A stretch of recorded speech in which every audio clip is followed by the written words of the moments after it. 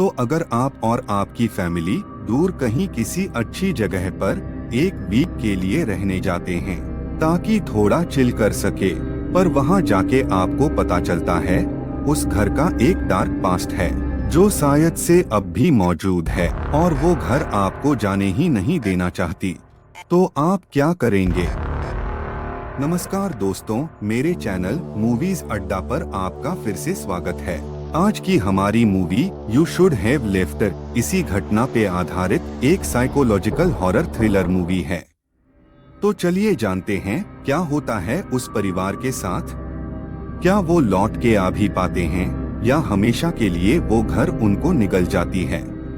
तो कहानी की शुरुआत होती है एक अंधेरी रात से एक घर को दिखाते हुए। लगता है जैसे कोई अनजान आदमी उस घर में घुस आया है। फिर हमें ऊपर का एक कमरा दिखाया जाता है जो एक छोटी बच्ची एला का है। कुछ आवाज सुन के एला का नींद टूट जाता है। उसे लगता है जैसे कोई उसके रूम के आसपास है, तो वो डर के डोर बंद कर देती है और आके अपने बेड पे लेट जाती है। तभी अचानक से एक आदमी पीछे से आके उसे चोक करने लगता है। डर से एला की नींद खुल जाती है। लगता है जैसे एला कोई सपना देख रही थी, पर अंधेरे से अचानक वही आदमी कहीं से आके एला की गर्दन पकड़ के ऊपर उठा लेता है। तभी एला के पिता थियो का नींद खुल जाता है, तो हमें पता चलता है कि ये थियो का एक सपना था। वो उठ के सीधा एला को चेक करने जाता है और अपनी मेडिसिन्स लेके सो जाता है। अगले दिन का सीन दिखाया जाता है। थियो अपने ऐसे सपनों से परेशान हो चुका था और वो मेडिटेशन रिलेटेड एक पॉडकास्ट सुन रहा होता है जो उसके साइकाइट्रिस्ट ने सजेस्ट किया था। तभी उसके साइड में रखा फोन बजता है, तो उसकी वाइफ सुजाना आके पूछती है किसका फोन है, और दोनों थोड़ा बात करते हैं। सुजाना एक एक्ट्रेस होती है। वो थियो को बताती है कि वो आज और कल शूटिंग के काम में बिजी रहेगी, तो क्या वो एला को स्कूल से पिक कर लेगा। थियो भी मान जाता है।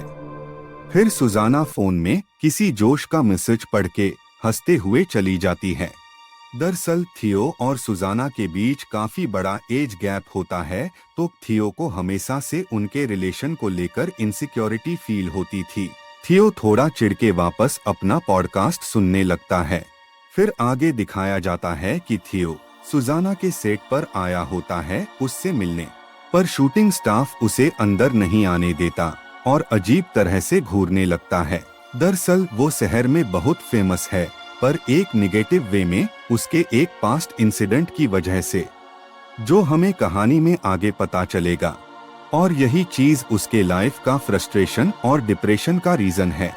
वो एंट्री के परमिशन के लिए वेट कर ही रहा होता है कि सुनता है सुजाना एक इंटीमेट सीन का शूट कर रही होती है। ये सुन के थियो फ्रस्ट्रेट हो जाता है। उसके चेहरे पर गुस्सा साफ दिखाई देती है।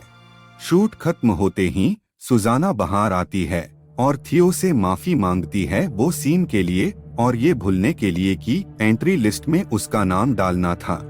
अपने लाइफ को थोड़ा लाइट अप करने दोनों डिसाइड करते हैं कहीं थोड़ा दूर वेकेशन पे जाएंगे। ऑनलाइन ही वो लोग कंट्री साइड में एक सुंदर सा घर रेंट पे लेते हैं एक वीक के लिए, और अगले दिन ही वो सब निकल पड़ते हैं अपने वेकेशन के लिए। पहुंच जाते हैं अपने सुंदर से वेकेशन हाउस में। देखते हैं कि जितना उन लोगों ने सोचा था ये घर उससे भी काफी बड़ा और बेहद खूबसूरत है।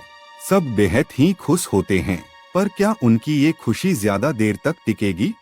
रात होते ही इस घर में मिस्टेरियस चीजें होना शुरू हो जाती है।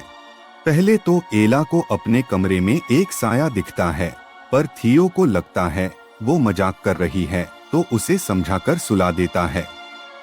फिर थियो अपने कमरे में आता है और सुजाना को बोलता है वो नीचे लाइट्स वगैरह बंद करके आता है, फिर मिलकर सीरीज देखेंगे। तभी टाइम करीब 10:30 के आसपास हो रहा होता है और वो जब वापस रूम में आता है तो सुजाना सो चुकी होती है। थियो उतना ध्यान नहीं देता, पर हम नोटिस कर पाते हैं कि टाइम तब 3 के आसपास हो रहा होता है, जो कि बहुत ही ज्यादा अजीब बात है। चाहे कितना भी बड़ा घर हो, बस लाइट्स ऑफ करने में किसी को 5-6 घंटे तो नहीं लग सकता ना। अगली सुबह जब वो उठता है तो सुजाना का एक नोट देखता है। उसमें लिखा था कि वो और एला वॉक पे जा रहे हैं। तो वो उठ के सीधा अपना जर्नल लिखने बैठ जाता है। दरअसल ये उसके साइकाइट्रिस्ट ने बताया था कि अपनी फीलिंग्स को एक डायरी में लिखने, जो डिप्रेशन के मरीज के लिए अच्छा होता है। पर वो जैसे जैसे आगे लिखता जाता है उसका फ्रस्ट्रेशन और बढ़ता रहता है। कुछ तो बात है जो अंदर से उसे खाए जा रहा है। वो अपने आप में इतना डूबा होता है कि वो देख नहीं पाता उसके पीछे का साया अपने आप ही बदल रहा है। वो एक टाइम पे इतना फ्रस्ट्रेट हो जाता है कि कार लेके सीधा टाउन की तरफ निकल जाता है।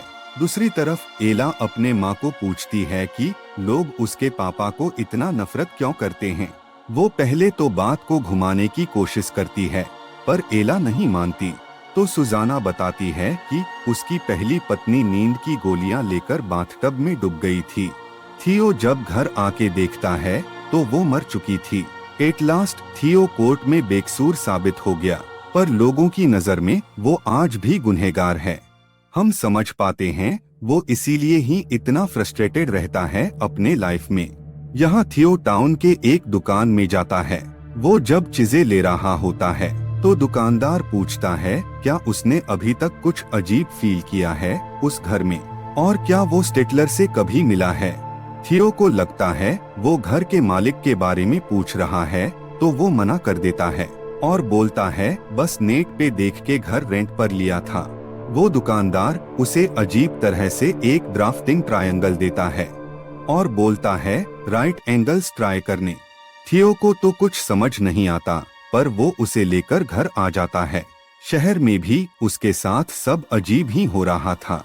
मिलने वाले लोग उससे बस उस घर और किसी स्टेटलर के बारे में पूछते रहते हैं। फिर वो जब घर पहुंचता है तो उसे पता चलता है कि एला को उसके अतीत के बारे में सुजाना ने सब बता दिया है। तो दोनों में लड़ाई हो जाती है, क्योंकि थियो वक्त आने पर खुद एला को बताना चाहता था अपने तरीके से। अभी पता नहीं वो अपने पापा के बारे में क्या सोच रही होगी। पर इनके लड़ाई के बीच एक और बेहद अजीब बात बाहर आती है। दोनों में से किसी को नहीं पता होता है इस घर को किसने बुक किया था। थियो को लगता था कि सुजाना ने, और सुजाना को लगता था थियो ने, पर दोनों ही इस बात पर ज्यादा ध्यान नहीं देते और अपने अपने काम में लग जाते हैं। फिर रात का वक्त दिखाया जाता है। डिनर के टाइम पे एला के बातों से थियो को ये पता चल जाता है वो अपने पापा को सपोर्ट करती है, चाहे लोग जो सोचें। तो थियो को भी राहत मिलती है। और दूसरी तरफ हम नोटिस कर पाते हैं सुजाना हमेशा अपने फोन में किसी से चैट करती रहती है। थियो को तो उस पे कब से शक था। तो उस रात कमरे में आने के बाद सुजाना जब नहाने जाती है वो उसका फोन और लैपटॉप में मैसेजेस चेक करता है, पर उसे कुछ ऐसा नहीं मिलता जिससे पता चले कि सुजाना उसे चीट कर रही है। तो उसे बहुत राहत मिलती है और वो सुजाना से माफी मांगता है झगड़ा करने के लिए। उस रात फिर थियो को नींद नहीं आ रही होती है, तो वो उठ के अपने स्टडी रूम में जाके बैठ जाता है। वहाँ भी उसे सुकून नहीं मिलता, बल्कि एक भयानक हादसा होता है उसके साथ। जब वो अपना जर्नल खोलता है तो देखता है किसी ने उस पे लिखा है तुम्हें जाना चाहिए, अभी जाओ। वो परेशान होके आस-पास देखता है। उतने में हम नोटिस कर पाते हैं खिड़की पे उसका रिफ्लेक्शन का अलग एक्सप्रेशन होता है और हकीकत में अलग, जैसे कोई उस ग्लास के अंदर से उसे घूर रहा हो। फिर वो पीछे मुड़ के देखता है तो दो बुक शेल्फ के बीच जहाँ और एक शेल्फ था, वहाँ अभी एक नया दरवाजा बन गया होता है। वो हैरान होके चेक करने जाता है और देखता है एक स्टेयरकेस है वहाँ। वो नीचे जाता है तो देखता है एक अंधेरा पैसेज है और नीचे बहुत सारे फोटोज पड़े होते हैं उन्हीं के फैमिली का। वो शॉक हो जाता है और थोड़ा आगे उसे एला का बनी मिलता है। वो परेशान होके एला को ढूंढने लगता है। थोड़ा आगे जाके उसे एला की डेड बॉडी दिखती है। मौत हो चुकी थी उसकी, डूबने की वजह से। तभी अचानक से उसका नींद खुल जाता है और उसे समझ नहीं आता वो सब सपना था या हकीकत या शायद कुछ और। थियो इसको अपना बुरा सपना समझ के ज्यादा ध्यान न देता। फिर सुबह का सीन दिखाया जाता है। एला गार्डन में सुजाना के साथ खेल रही होती है। वो दोनों को देख के बहुत खुश होता है, जैसे उसका परफेक्ट फैमिली का सपना पूरा हो गया हो। वो सुजाना को एक टेक्स्ट करता है, पर उसके मैसेज सेंड करते ही वो नोटिस करता है किचन काउंटर पे एक फोन वाइब्रेट हो रहा है। वो रियलाइज करता है सुजाना के पास सेम वैसा ही एक और सीक्रेट फोन है। उसका शक और बढ़ जाता है, सुजाना को लौटने की इतनी जल्दी क्या है। वो पहले जाके अपना जर्नल चेक करता है तो उसमें वही लाइन लिखा होता है जो उसने सपने में देखा था, और अगले पेज पे एक और नोट किसी ने लिख दिया था, तुम्हें जाना चाहिए था, अब देर हो चुकी है। ये देख के उसे लगा सुजाना का बॉयफ्रेंड इस घर में भी आया था उससे मिलने, और उसने ही वो सब लिखा है ताकि डर से वो लोग ये घर छोड़ के आ जाएं और सुजाना अपने बॉयफ्रेंड से मिल सके। वो गुस्से से जाके सुजाना को कन्फ्रंट करता है फोन और जर्नल के बारे में, और उसे कुछ बोलने का मौका ही नहीं देता। तो सुजाना आखिरकार मान जाती है उसका एक एक्टर मैक्स के साथ अफेयर है। फिर दोनों का झगड़ा हो जाता है। वो सुजाना को एक दिन के लिए वहां से चले जाने बोलता है ताकि वो खुद को संभाल सके। सुजाना कुछ कर नहीं पाती और कार लेके चली जाती है टाउन की तरफ। यहाँ थियो किचन में ब्रेकफास्ट बना रहा होता है और एला उसके पास खेल रही होती है। गलती से एला से एक पानी का ग्लास नीचे गिर जाता है तो वो नोटिस करता है नीचे गिरा पानी अजीब तरह से 2 डायरेक्शन में दीवार की तरफ जा रहा है। फिर वो ट्रायंगल से दीवार और फ्लोर के बीच के एंगल को मापता है, जो बहुत ही एबनॉर्मल सिमेट्री होता है। वो एला की मदद से एक मेजरिंग टेप लेकर चेक करता है तो पता चलता है ये घर अंदर से 5 फीट ज्यादा बड़ा है बाहर के तुलना में, जो एक इम्पॉसिबल बात है। ऐसे में एला को ठंड लगता है तो वो अपना जैकेट लेने अंदर जाती है। थियो बाहर से देखता है कि एला बाहर आने के लिए दरवाजा तो खोलती है पर बाहर नहीं आती। थियो थोड़ा वेट करता है। उसे लगता है एला हाइड एंड सीक खेल रही है, पर हर जगह चेक करने से भी वो कहीं नहीं मिलती। तब थियो बेहद डर जाता है। उसे समझ ही नहीं आता वो क्या करे, किसे ढूंढे एला को। वो जब रूम्स चेक कर रहा होता है नोटिस करता है कि वो बार बार घूम के एक ही कमरे में पहुंच रहा है। ये घर जैसे एक भूल भुलैया बन चुका होता है। फिर वो जब अपने स्टडी रूम में जाता है तो उसको एक झटका लगता है।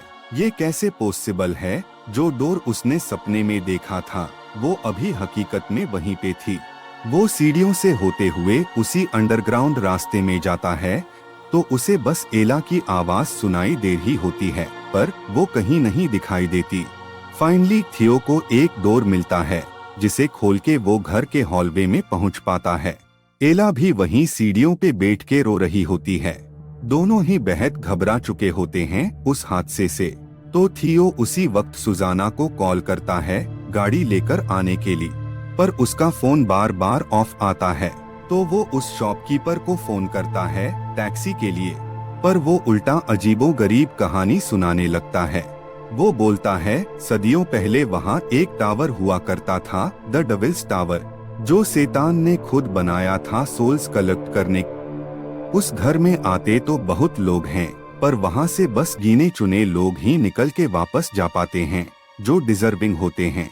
बात खत्म होते ही थियो की नजर पड़ती है दीवार पे। वहाँ बहुत सारे लोगों के फोटोज एक एक करके दिखाई देने लगते हैं, जो आए तो इस घर में छुट्टी मनाने पर कभी जा नहीं पाए यहाँ से, और हमेशा के लिए उनकी आत्माएं इसी घर में कैद हो गई। ये सब जान के थियो डिसाइड करता है जल्द से जल्द इस घर से निकल जाने का। वो उसी वक्त पैदल ही एला को लेकर घर से निकल जाता है टाउन की तरफ। घर से निकलते ही एला नोटिस करती है कोई घर के अंदर से उन्हें देख रहा है। थियो भी उस साए को देखता है और एला को गोद में उठा के भागने लगता है। बहुत देर चलने के बाद उसे एहसास होता है कि वो लोग घूम के फिर से उसी घर के आगे आगे हैं, जबकि शहर का रास्ता तो घर से पूरा सीधा ही था। तो ये कैसे पॉसिबल है? लगता है जैसे वो लोग किसी टाइम लूप में फंस गए हैं। एला बेहद फ्रीक आउट करती है। बाहर बहुत ठंड था तो थियो एला को समझाता है, आज बस एक रात कैसे भी इस घर में बिता लेने, कल सुबह तो सुजाना आ जाएगी तो सब निकल जाएंगे यहाँ से। ये सब समझा के वो एला को सुला देता है और खुद भी रेस्ट करता है। अचानक उसकी आंख खुलती है एक फ्लैश लाइट से, जैसे किसी ने अभी अभी उसकी फोटो ली हो।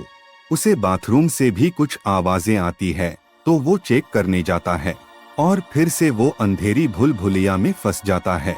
वहाँ उसे एक बाथटब दिखता है जिससे अचानक एक डरावनी औरत निकल के उस पे हमला कर देती है।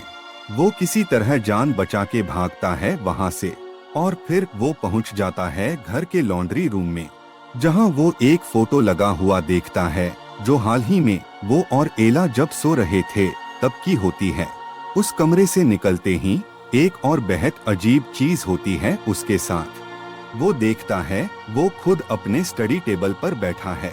वो एक अलग ही टाइम लाइन में फंस गया है, तब की जब वो लोग हाल ही में आए थे इस घर में और थियो अपना जर्नल लिख रहा था दुकान जाने से पहले। ये सब खेल वो घर खेल रहा होता है उसके दिमाग के साथ। तो उस वाले थियो के निकलते ही ये वाला थियो वो लाइन लिख देता है डायरी पे, तुम्हें जाना चाहिए।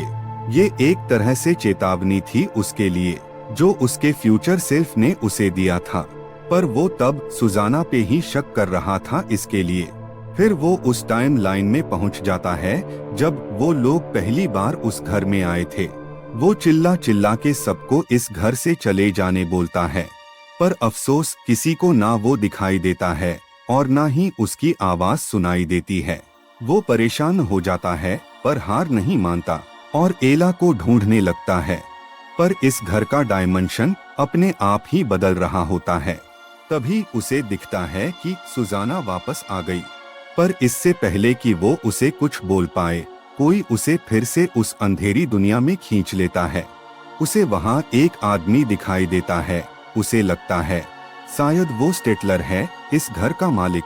वो उस पे बेहद चीखता चिल्लाता है, पर उसे एहसास होता है ये तो वो खुद है, उसका कंसाइंस, जो उसे याद दिलाता है उसके खुद के गुनाहों के बारे में जिससे वो हमेशा भागता रहता है, पीछा छुड़ाना चाहता है। स्टेटलर बताता है वो यहाँ से निकल नहीं सकता क्योंकि वो इसी जगह को ही डिजर्व करता है। फिर भी वो अगर निकलने की कोशिश करेगा तो उसके साथ एला भी हमेशा हमेशा के लिए यहाँ कैद हो जाएगी। वो एला को एक ही कंडीशन पे जाने देगा, अगर थियो अपना गुनाह कबूल कर ले तो। थियो को समझ आ गया था कि अगर एला को बचाना है तो उसे अपनी कुर्बानी देनी होगी। वो एला को सुजाना को सौंप देता है और उन दोनों के सामने अपनी सच्चाई बताता है। उसने अपनी पहली बीवी को खुद से तो नहीं मारा था, पर वो सेडेटिव्स लेके जब डूब रही थी तो वो वहीं था। उसकी सांसें चल रही थी, पर थियो ने नहीं बचाया उसको, डूब के मरने छोड़ दिया क्योंकि वो उससे तंग आ गया था। वो उससे इतना ही नफरत करता था तो डिवोर्स भी दे सकता था। ऐसा करके उसने बहुत बड़ा पाप किया है, इसलिए इस घर ने चुन के उसे बुलाया है। वो अपना भाग्य को स्वीकार कर लेता है और सुजाना और एला निकल जाते हैं वहाँ से। यहाँ शैतान थियो की आत्मा को कैद कर लेता है बाकी आत्माओं के साथ। फिर हम देख पाते हैं ये घर जो नेट पर अनअवेलेबल दिखा रहा था, अपने आप उसका स्टेटस अवेलेबल हो गया है। मतलब अब ये घर फिर किसी पापी को न्योता देके आकर्षित करेगा अपनी तरफ और ऐसे ही उनके आत्माएं इकट्ठा करता रहेगा। और बस आज की कहानी यहीं खत्म होती है। फिर मिलते हैं किसी और नई कहानी के साथ। धन्यवाद।